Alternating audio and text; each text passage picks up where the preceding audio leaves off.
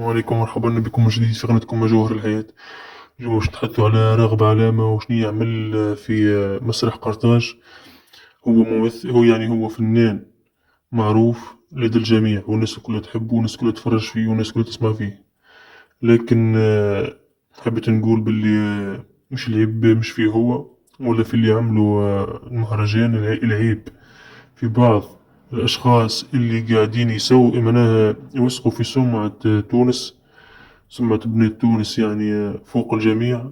وهذا يعني كلام معروف ياسر.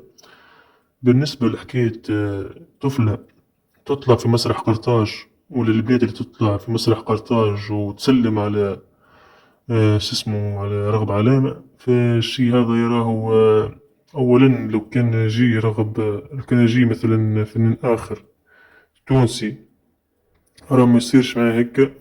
أولا هذه أول حاجة. ثاني حاجة، الجمهور التونسي كله يعرف اللي احنا إنسان يعني الشعب التونسي شعب متفتح، وشعب يعني ما يعني منفتح على جميع الثقافات وعلى جميع الفنانين وعلى جميع اللغات.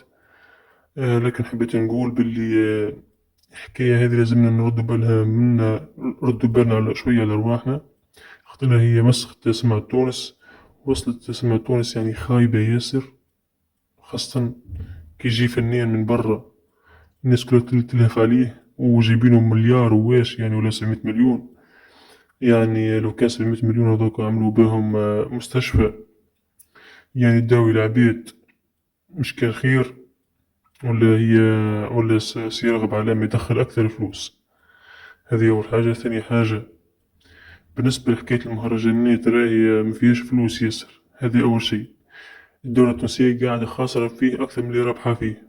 والدليل على ذلك والدليل يعني راكم تشوفوا فنان جبيت دولة ب700 مليون يقول شلون نشط في الثقافة ويصور في صورة تونس. صورة تونس مش هكاكا.